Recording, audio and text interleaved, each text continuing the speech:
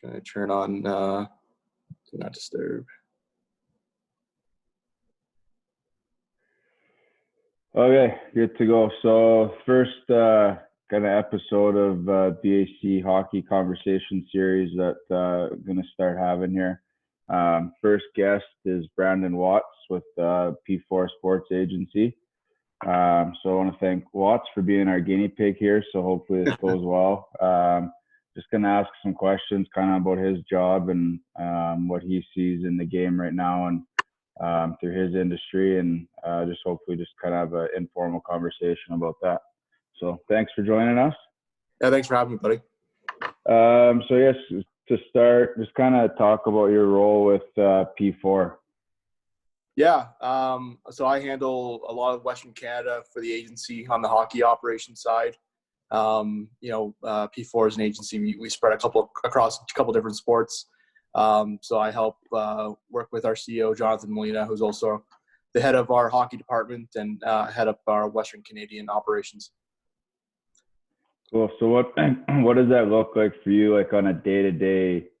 Because obviously that's a huge zone, and I know being involved in the game myself, like you got to be one of the harder working guys I know because you're at the rink more than I am, and I'm coaching teams or working with kids. So like, what does that mean? Like, what does your job look like from day to day? I guess not so much right now, given where we're at, but just in the regular season.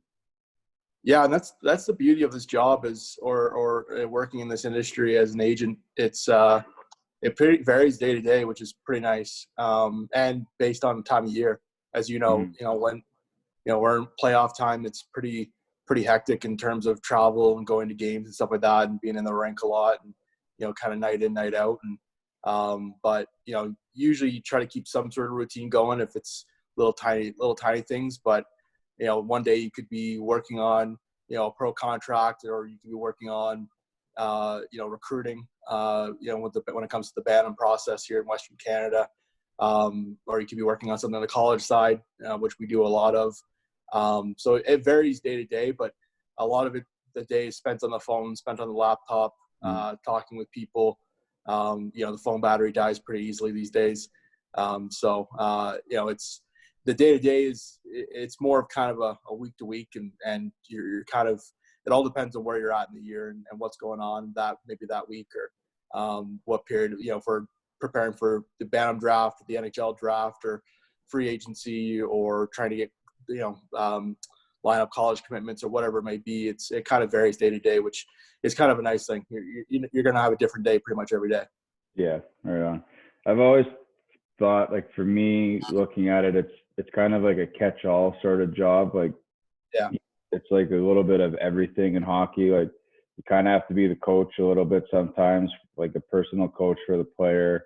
You're an extension of the parent, I think, at times. You're also scouting, trying to find the guys that you want to work with. And then, like, it's sales too. Like, you got to sell the player and the family on working with you. And then likewise trying to find them spots in college or pro or wherever it is. So I've always found that very interesting. And I think that's probably, I guess, why you guys enjoy it so much. It is a little bit of everything. And for me, I'd rather just coach, but you do learn a lot about the game. Like, you learn a lot about different areas of the game. If it's, I can go, and I guess that's one of the benefits is your contact base, your network becomes so big because, we're in so many different areas of the business, and specifically myself. Like, we have employees that, or people that work for the agency that are pretty, kind of in one area of the business. But for myself personally, like, it's, I'm doing marketing things. I'm doing, so you're dealing with brands and companies, but I'm also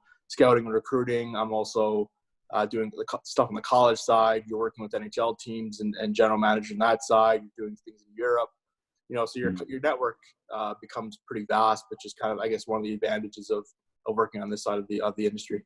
Yeah, no, for sure. And I think, and having worked with you myself, I know it's helped me. Like, when I started scouting with the Raiders, you set that up because of your network. And I know now that I've been looking for a coaching job at the next level, you've been probably one of the more helpful guys, just being able to tap into your network. So it's helped me out too, having that relationship with you.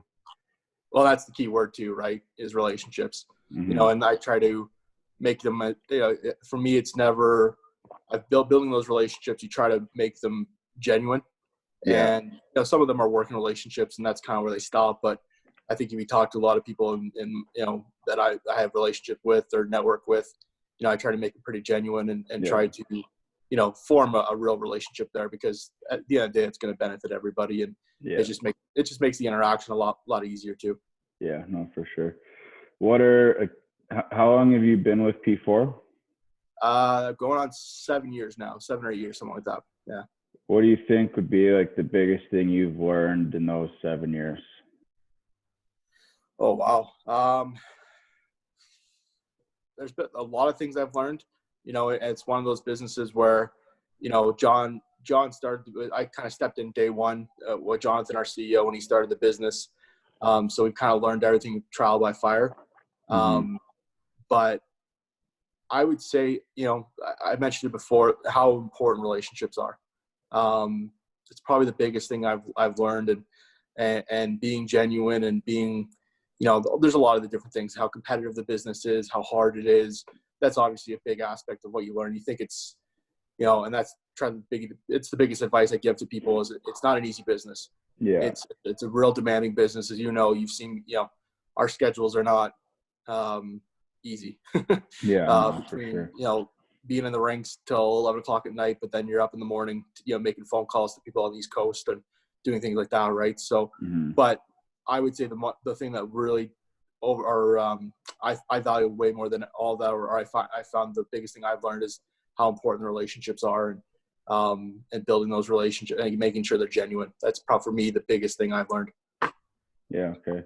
So you talked a little bit earlier, you mentioned the bantam process. Like, what does that look like for you guys? Like, because I think back to like even 10 years ago, I got agents in bantam wasn't really a thing, Right. or even further back. Like, I remember a buddy of mine, like when he had his first agent, and he was a second round pick. It wasn't until he went to the Western League was when he really started dealing with his guy. Now it's totally changed. Yeah. Do you like, is it starting in bantam, or is it getting even earlier now? Yeah, it's sad to say, but it's even getting earlier than that now, you know, especially for quote unquote the top end guys. You know, I'm not a big fan of it, because even in the bantam year, like, and to give people some background, I'm originally from Ontario, so I grew up in the OHL process, which is a year later. And I had buddies that all got drafted into the OHL or went to that process, and that year, and even you see it, you know, and Blair, you've seen it, you've been part of the Western League and been around hockey for a while. You see it, that year from bantam to that first year midget AAA or U18 is huge. It's a huge transformation year and growing year. And but yeah, for agents, it's sad, but it's getting close. You know, we're not talking about guys in Peewee, right? And which is just it's sad to me, but that's the state of things, because it's become so competitive. You know, it's an industry now that's very saturated. You know, there's a lot of new agents, not even new agents popping up with existing agencies, but new agencies popping up, which, you know, looking back on it, we were the same guys almost 10 years ago now, but at the same time, you know, now it's even more, you see a new one popping up every year, right? And, you know, it becomes less and less slice of the shares is out there. So, yeah, you're seeing it a little bit earlier now, but, you know, for us, I try to stick to the bantam, and even honestly, and we've talked about this before, Blair, like, I'm always like, I try to stay away from it as long as I can during the bantam year, and try to evaluate these guys as long as I can, because I think, you know, the big thing I've noticed is the guys that end up having more success, I would say, are the guys that have gotten better as the year went on, right? There's a lot of guys you see that come out of Peewee or come out of bantam, first year bantam, that you're like, okay, that guy might be, you know, a player, and, you know, they get throughout the year, they just kind of, they don't develop,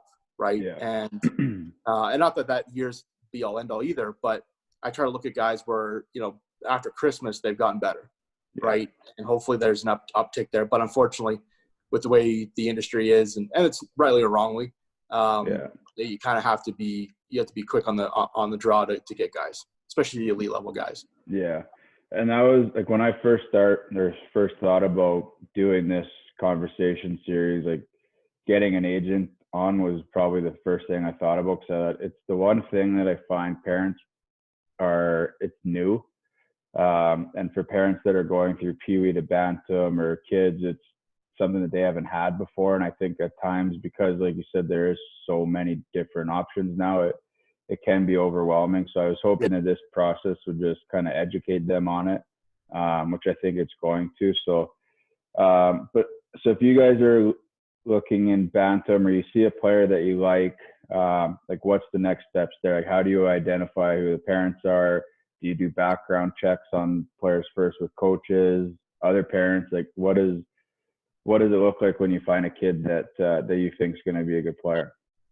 Yeah, you try to, because again, we know each other long enough, Blair. You know how much I appreciate character, right? Mm-hmm. And how much I think that's so necessary to get to the higher levels of hockey and to succeed at the next level. And so you try to use, as much as you can, your network, and kind of do some back channel checking on or background checks on a player and the family. And luckily enough, we're some of the best background checks are guys like trainers and off-ice coaches or things like that they've worked with for a couple of years already. So you get to find out different nuances about the player and the person. And but you really don't know until you really get into the trenches of things, right?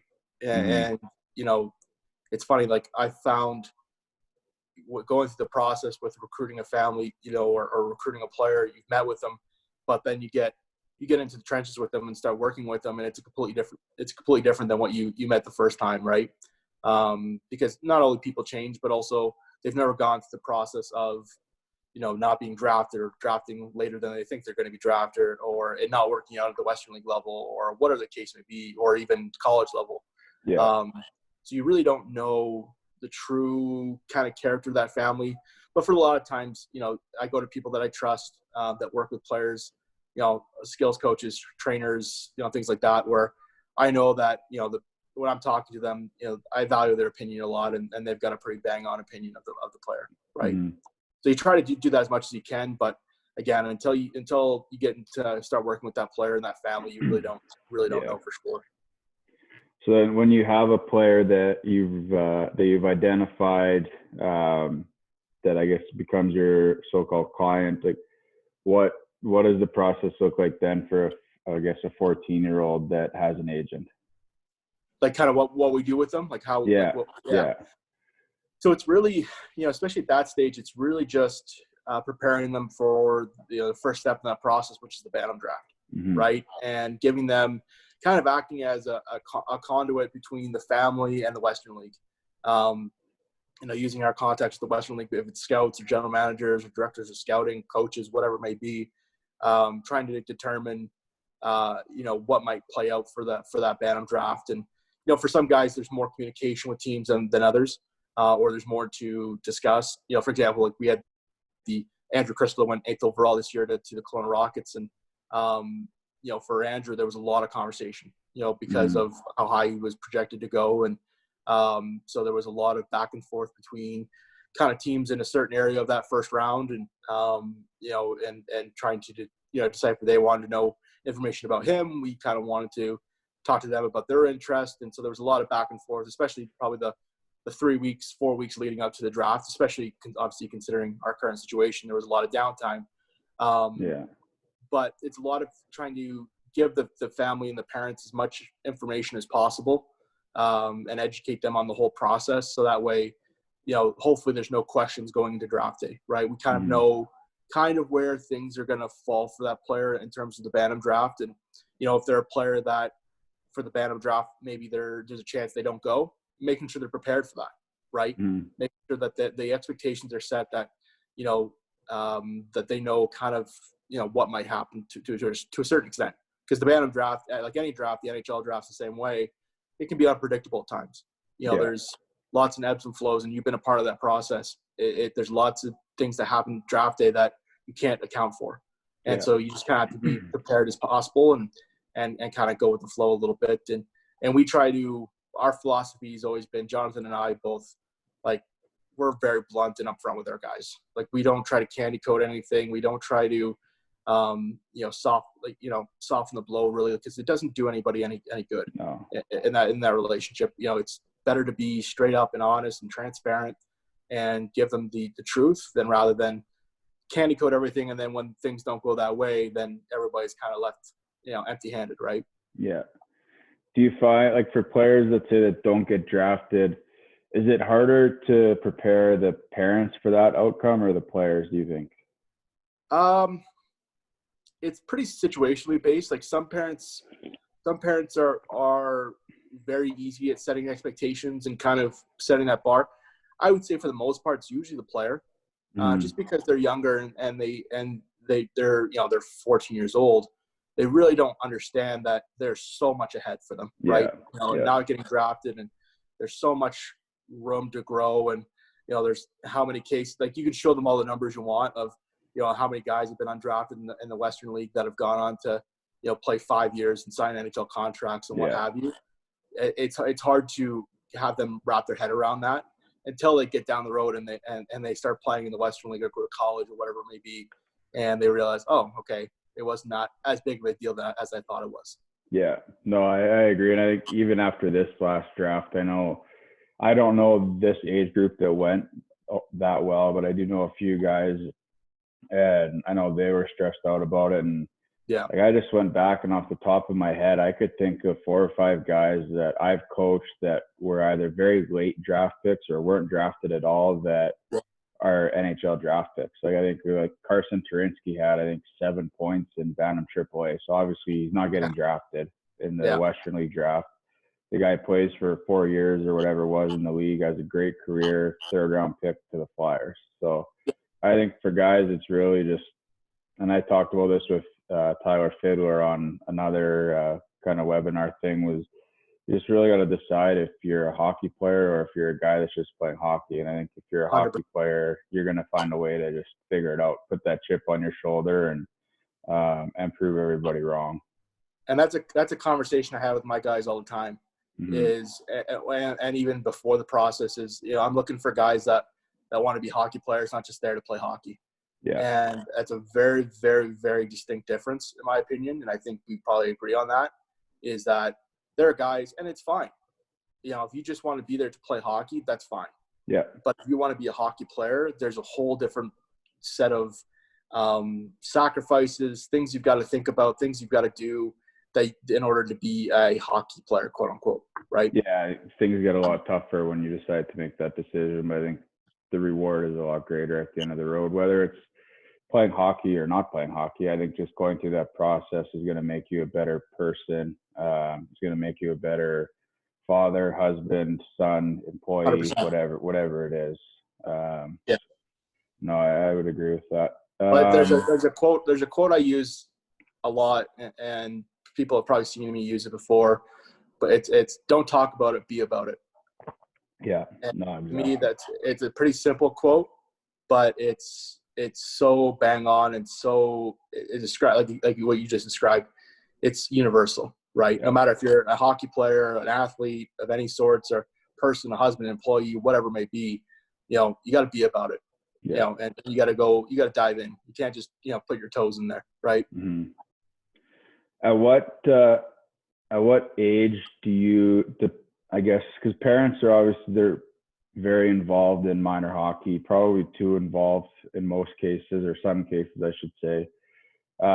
In junior, it's probably much less of parent involvement, but I think there's still players go to junior, things aren't going the way that they want. Like, at what point do you guys kind of take over conversations that are had between the player and the coaching staff or manager or whatever it is? Like, when do you guys kind of become the facilitator of that conversation?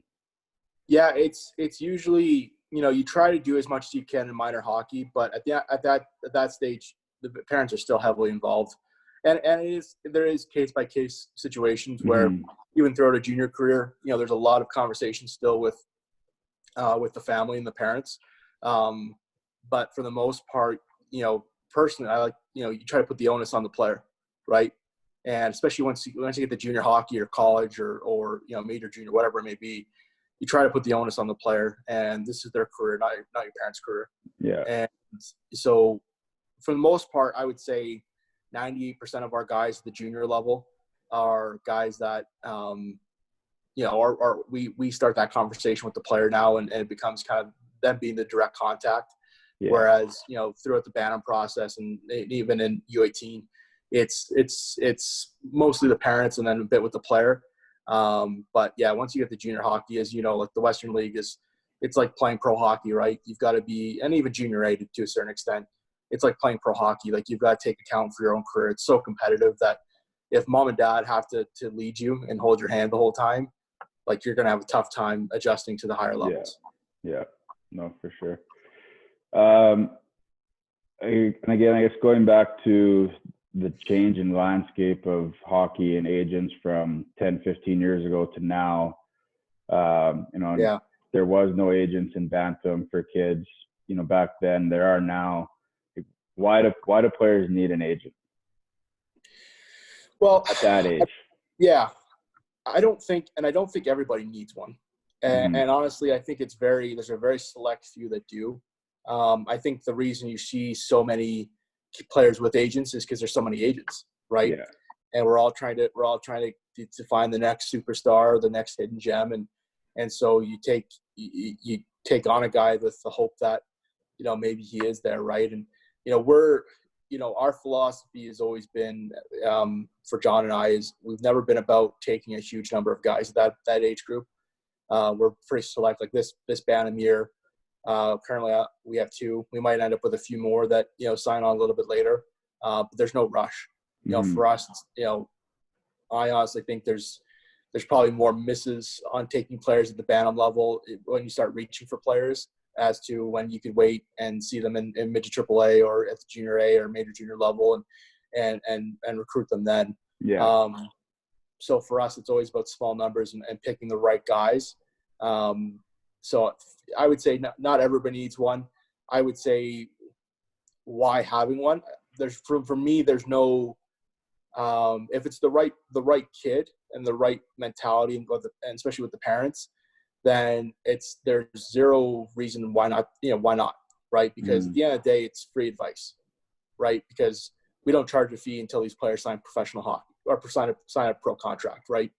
So you're giving, they're getting free advice on how this process, especially if they've never gone through this process, it can be really valuable, right? And I think that's where the value comes into having an agent. Again, I don't think you always need one. I don't think everybody needs one, but the value is having someone that's gone through it however many times, 10, 15, 20, 30 times, having gone through that Bantam draft process, to lean on their experience and their knowledge and also their contacts, right? Yeah. You'll be able to communicate with Western League GMs or directors of scouting or scouts to kind of get feedback on where things are going and to be prepared. So that way, you're not thinking you're a first rounder and then you go in the 9th, right? Yeah. Yeah. Which can be a real disappointing day, or could make for a disappointing day. Yeah, no, for sure. Where would you guys say that, like, where do you acquire more of your clients? Is that the Bantam level, midget AAA? Is it junior? Is it later? Is it guys that have switched from other agencies? What does your client acquisition look like? It's pretty varied. We do get quite a bit of referral later on in the process, or we do end up, lucky enough where we found some guys that have kind of come to us later in the process, which is almost good. It's almost better because they're kind of out of the rat race of the Bantam year. Yeah. And they're not, because everybody's reaching that Bantam year, it's so blown out of proportion in terms of the hoopla of everything and the excitement of everything. So kind of when you do, I'll give you an example. A guy like Carson Golder, who's a client of ours, who plays for the Victoria Royals, who's a draft eligible for 2021.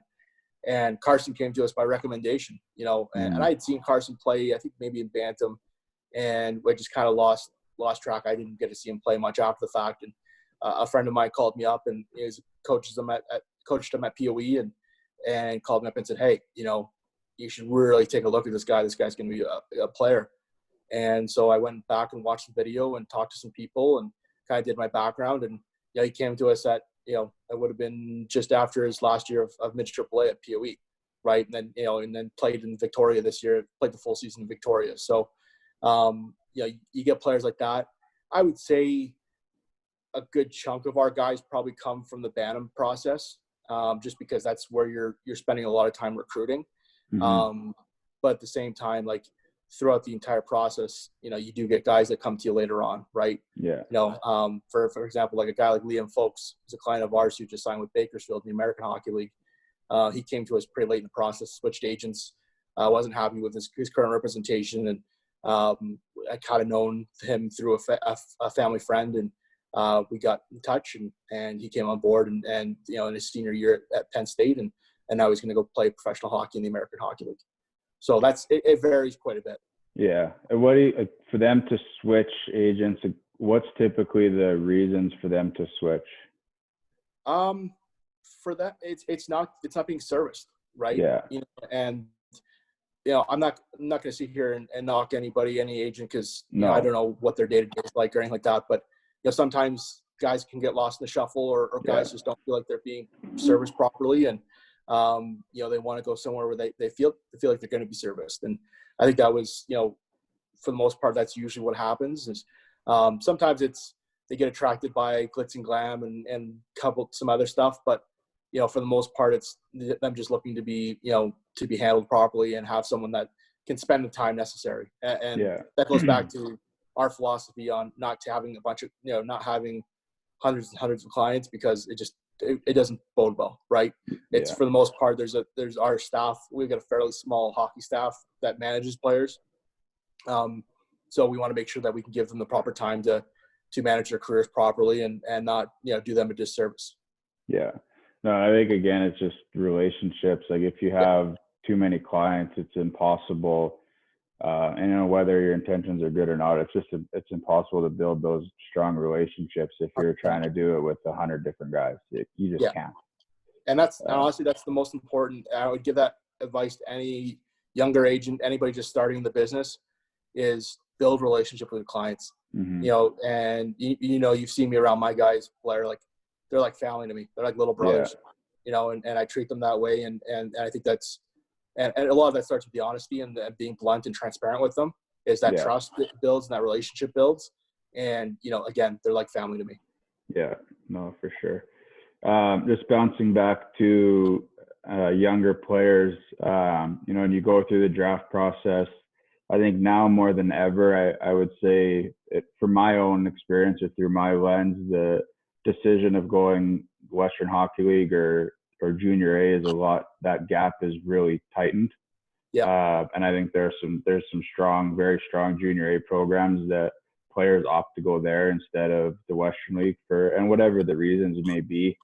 What is your guys' input on that? Like for me, I think again, 10 years ago it was a lot different, where very much, sort of a quote unquote a WHL player, and then there was this guy's a junior player, and there were different routes for supposed guys. I think that's changed, because I think hockey is hockey. The Western League is not a big, tough, mean, run guys through the wall league like maybe it used to be. So I think the games are a lot similar. So what is your guys' influence or input on those decisions? Yeah, like we're pretty balanced on both sides. We have, I've always, I'll kind of bring it back a little bit farther. Like, so growing up, I grew up in a town called Belleville, Ontario, which is just outside of Toronto, about 2 hours east of Toronto. Growing up, we had the Belleville Bulls, which was a team in the OHL. They're no longer there anymore. But we watched that team a lot growing up. And we also had a few junior A teams around. So I had buddies that went, a good friend of mine I grew up with, I've known since we were 10 years old, went in the first round of the OHL, and, went through the Hockey Canada process and all that. Right. So you saw, and growing up watching the Bulls and seeing guys like Andrew Shaw go to the OHL, and Brad Richards, like those guys go to the OHL, you saw those guys. But then, as we got down the farther down the process, you start to see a lot more guys go college. And I got guys like Darcy Murphy and Curtis Leonard that both went and played in the ECAC and had great collegiate careers and went on to play pro hockey. And so I was lucky enough where I got to see both sides really early on. Not that I really understood at that age kind of what it really meant. But for us, so we've always had a balanced view of things, and we've never been biased towards one or the other. And I don't think you're doing your clients any advantage of being biased. If you're an agent that's full Western League, hats off to you. But I think you're doing your clients a bit of a disservice if you don't look at both options for them seriously, because I do think they both offer advantages. They're very. I think there's still a little bit difference there, but not in the way it used to be. Right. Yeah, for sure. I think the big difference is one, you have the Western League, which is like pro hockey in the sense of you're playing a ton of games. Yeah. And you're traveling, which is very conducive to a pro hockey lifestyle, where you're constantly on the go. You're playing 3 games at home, but then you're on the road trip for a week, and it's very conducive to the American League or the ECHL, where you spend most of that time on a bus, right? So you got to learn your time management skills on, when it's going to school or whatever it may be, and no different in pro hockey where you've got to learn life management skills. It's very conducive to that, and it's a little bit more of a fast track, I would say, to getting to pro hockey, right? Yeah. Where I think where college comes, where the one advantage of college is you get a little more time sometimes. Not for everybody, right? You've seen the one and dones, the guys that go to college for 1 year and then they sign the NHL, or 2 years and they sign the NHL. But there's a vast majority of guys that spend 3-4 years in college and use that to develop, and the time spent in the gym, the time spent on the ice, your 2 hours of ice each day. And then you're playing 30 odd games a year at most, right? Maybe 40 at the most. So, they're very different. So for us, it's really looking at, what is that player, or that client, what fits them the best? Are they going to be a player that is going to be ready, or can be fast tracked through the process of going through the Western League and playing at that level? Or are they a player that needs time, right? Yeah. And we've had that. We've been kind of pretty split down the middle, where we've had really high-end guys that have gone to college, and it kind of ticks off the Western League guys a little bit because they want to keep that guy in the league. But we look at that guy and go, he might need to go to college, and potentially it's because academically, he can go to a Princeton, or he can go to a Yale or a Harvard, or even a Union, where he's going to get a great education. Yeah. That's going to be completely paid for. And it's going to be it's just a different experience too, right? Living in upstate New York or living in Connecticut or Minnesota is very different than living in Victoria or Moose Jaw, right? Or even Edmonton, right? It's just a different lifestyle. So it's really, we try to look at it very precisely on the player and the person, and to see kind of where they fit best. Yeah. Yeah, I think it's just, it's changed to being a case-by-case basis. And I still hear the conversation of, well, that guy should go junior because he's only 5'7" or at 150 or whatever it is. But I just think it's changed so much that the game is, whether it's college or major junior, the game is speed, it's transition, it's making decisions, creativity, hockey IQ. And those are all things you can do at 5'5" or 6'5". Right. Well, I think you've seen the opposite now, where it's the big, tall, lanky guys that are going to college. Yes. Yeah. You know what? That might be accurate. Yeah. The guys that are real, guys that just need, they're real project tall, type of guys. Awkward. Yeah. They just need to go to college and take their time, right? Play 3 years of junior A, and then go to college for 4 years, 3 years, right? Yeah. Like Kieran Rushinsky, I think, first guy that comes to mind. Like, he's a guy that I think you give him enough time, he's got pro potential, and obviously teams saw that, but he needs time. And you don't necessarily have that if you're playing in the Western League. 100%.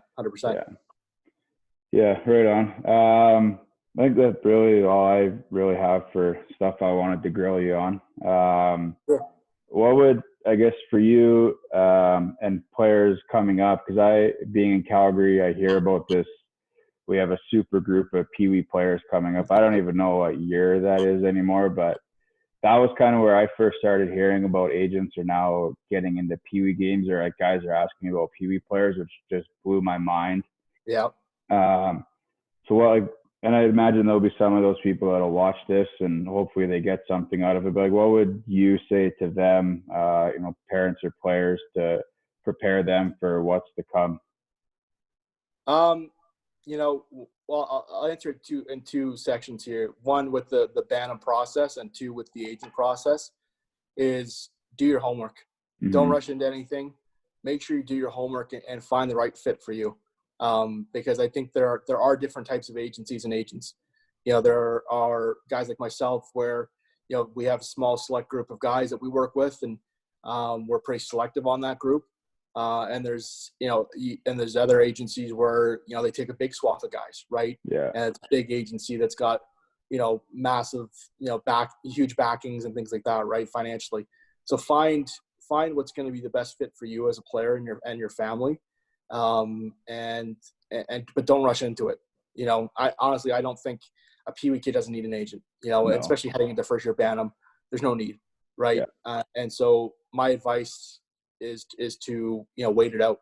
Wait it out, do your homework as much as possible, meet with as many people as possible, talk to as many people as possible that have gone through the process before, and even older guys that have gone through the pros process, because it's very different. It's very different when you're the belle of the ball, and then when you're not, right? And when you're a big time prospect coming out of Bantam or into the Western League or even into the NHL draft process, it doesn't necessarily work out for you, and you end up playing maybe mostly in the American League or even the ECHL or going over to Europe. Who's going to be the person that takes care of you the entire time, right? And I think that's got to be something that parents and players value a lot more, rather than going somewhere because they have this guy that plays in the NHL, right?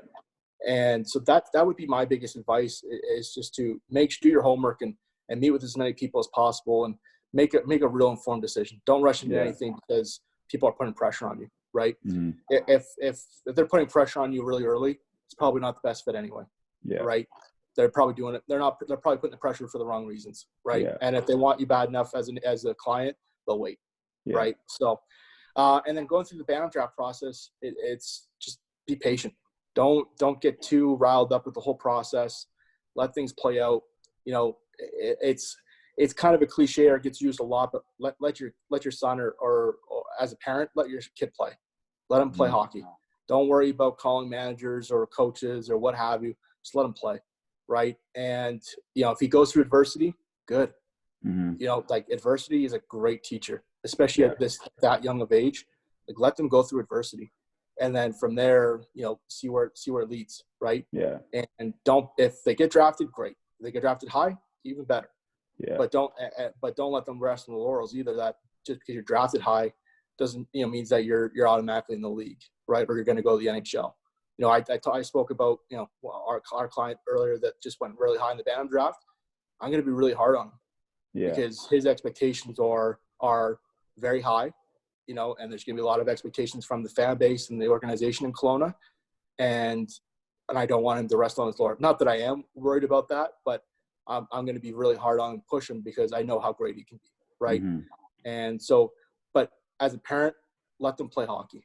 Just let them play, let them go through the process, let them have adversity, let them, get cut from teams. And if they get cut from Bantam AAA, it's not the end of the world. No. Right? There's countless, and we just talked about it before, there's countless examples of guys that either didn't play Bantam AAA or did and didn't have huge years that have gone on to play in the NHL or have great Western hockey careers or great collegiate careers. Yeah. So just enjoy the process. And the same thing for the players. Enjoy the process. Have fun with it, because you're never going to have that opportunity again. And enjoy it. And, let things kind of fall where they may. And don't concern you about who's sitting in the stands. Just go play hockey. And usually the rest of the stuff takes care of itself. Yeah. No, that's awesome advice. I'd agree. And I hope parents get a chance to hear that. Awesome. That's all I had. Unless there's anything else you wanted to add, that's all I really had to talk about. No, thanks for having me, man. It's always great to get this conversation out there, because I feel like these are conversations that only happen between people like you and myself a lot, and they don't get out to parents or players or to the public enough. Yeah. And so to be able to provide some information, some insight from people that like myself, who aren't in the spotlight or aren't on radio or TV, that are day to day in the business, is going to be really good for them.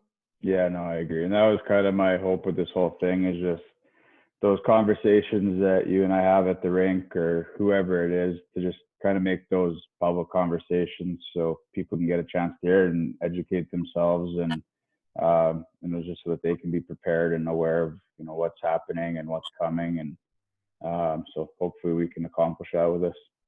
Yeah, and when you post this, like, feel free to put my email out there. Like, if parents have questions or anything like that, or even on Twitter or any social media, they can get a hold of me. And if they have questions, feel free to reach out. Okay, we'll do that for sure. Awesome. All right. Okay, Thanks, buddy. thanks, buddy. See ya. All right. Yeah.